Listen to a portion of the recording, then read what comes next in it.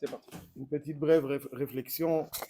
La parasha de Parashat Emor, la parasha de Emor qui met en relief, qui fait l'éloge des Kohanim et leur qualité, qui leur exige un certain comportement qui n'est pas celui de tous. Marqué dans la Haftara, comment est-ce qu'ils ont eu ce privilège? A priori, bon, c'est dans les gènes, mais qu'est-ce qui s'est passé? À quel moment il y a eu ce déclic? Pasuk nous dit, va Kohanim aleviim bene tzadok asher shamru et mishmeret mikdashi. Pasuk de Yechezkel l'Haftara. Donc les Kohanim bene tzadok asher shamru et mishmeret mikdashi bit'ot bene Israël me'alai hema yikrevu elai leshareteni. C'est-à-dire que lorsque le Ham Israël, pendant la faute du Haegel, après beaucoup de Rishonim, le pshat dans le pasuk est que pendant la faute du Vaudor, certains ont dévié, et les Kohanim bene tzadok, c'est eux qui ont su préserver leur personne, ne pas succomber à la faute du Vaudor, et au contraire, ils se sont dressés de tout leur long pour lutter contre ceux qui ont fait cette erreur. Et c'est ce jour-là que la tribu de Lévi est devenue ce qu'elle est devenue.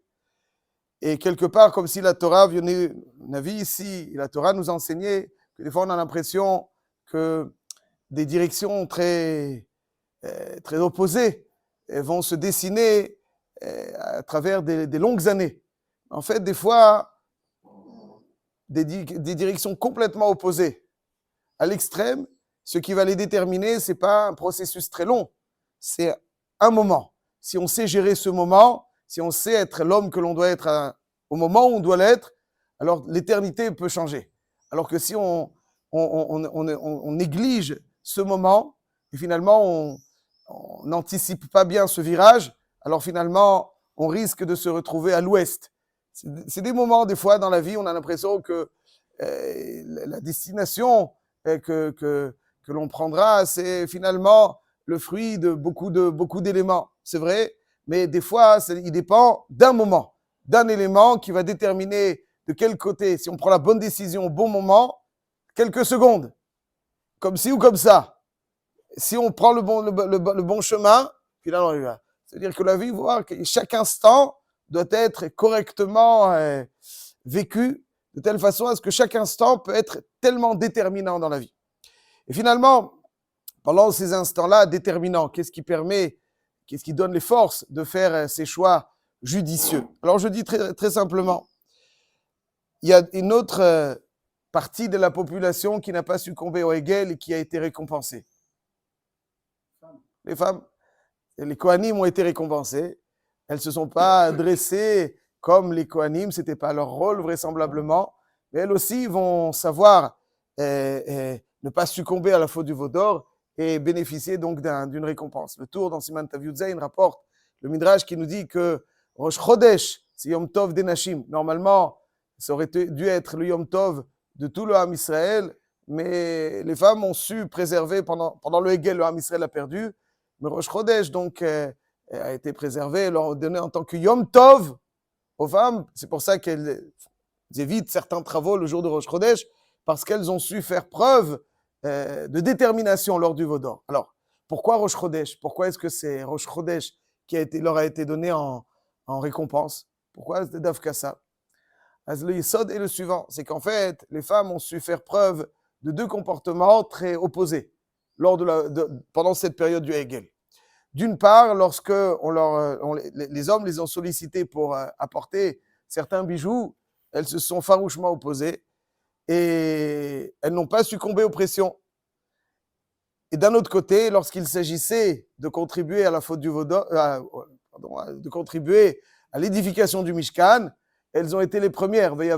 C'est elles qui ont été les premières à apporter cette contribution. Donc finalement, ces deux comportements, lorsqu'on les observe, sont donc ils ont un contraste. D'une part, elles se refusent catégoriquement, d'autre part, elles vont les premières. Si on avait vu juste qu'elles refusent pendant le Hegel, on aurait pu dire, bon, elles aiment leurs bijoux. Si on les avait vues que pendant le Mishkan, on dit, bon, ça va, elles sont légères. Quand on voit les deux, on voit que Adraba, c'est parce qu'elles ont cette force de Hitratchut, de renouveau, cette détermination, ça veut dire cette capacité mentale, psychologique, émotionnelle à résister là où il faut résister et être plein d'entrain. Parce qu'en fait, plein d'entrain, là où il faut avoir cet entrain. Parce qu'en général, quand on subit un petit peu, on est absent lors des moments importants, c'est parce qu'on se laisse aller. On se laisse aller par l'environnement. Ils font comme ça. Je fais comme ça. Oui, ça c'est. Mais non, quelqu'un, il a le koach, l'itratchut, c'est-à-dire le koach, cet entrain, cette force psychologique et émotionnelle qui lui permet d'anticiper correctement ces moments et ne pas se laisser aller dans le courant commun. Ça, c'est véritablement ce qui lui permet d'anticiper correctement ces instants déterminants. Ça, c'est la raison pour laquelle donc, les femmes qui ont su faire preuve de cette intensité de hitratchut, de renouveau, où elles n'ont pas subi les pressions, au contraire, elles ont fait preuve d'entrain. Donc ça leur fait mériter le Yom Tov de Rosh Chodesh, qui est un Yom Tov, où Mida Keneged Mida, on leur offre cette hitratchut. Le Yesod de Rosh Chodesh, le Yom Tov, où il y a comme des stations d'approvisionnement en renouveau. Rosh Chodesh, c'est le hitratchut de la Levana. Le Ham Israël est comparé à la Levana. Alors, c'est des stations où on peut se recharger en renouveau. Et Akadosh Baruch Hu leur a donné à elles, plus qu'aux hommes, cette capacité à se renouveler parce qu'elles ont fait preuve justement de cette force qui est l'expression de ce renouveau et ne pas se laisser aller prendre les décisions qu'il faut à contre-courant, avoir l'entrain qu'il faut à contre-courant des fois.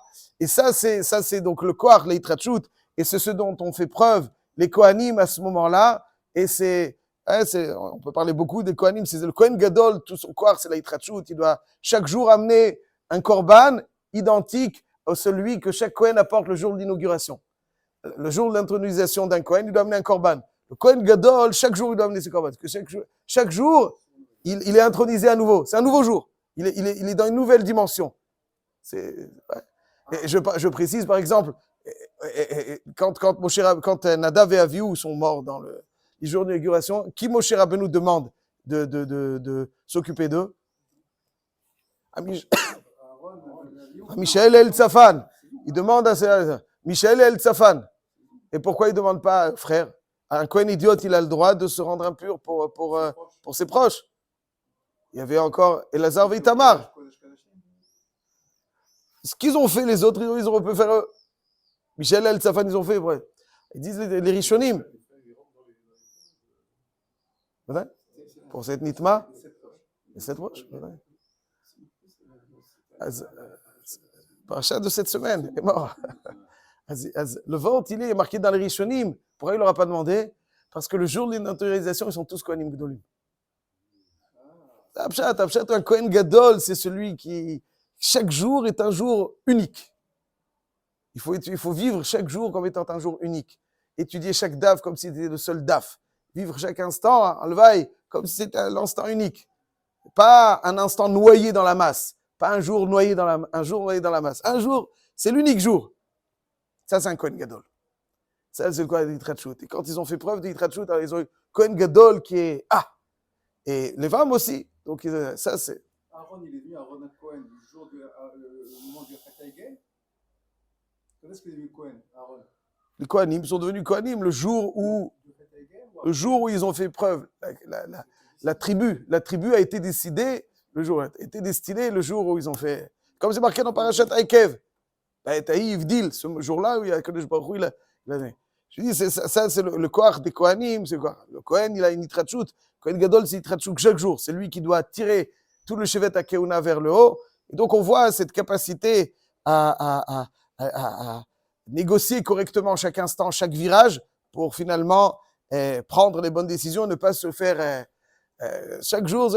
C'est un jour. Il y en avait avant, il y en a après. Après-demain encore, il y en aura deux.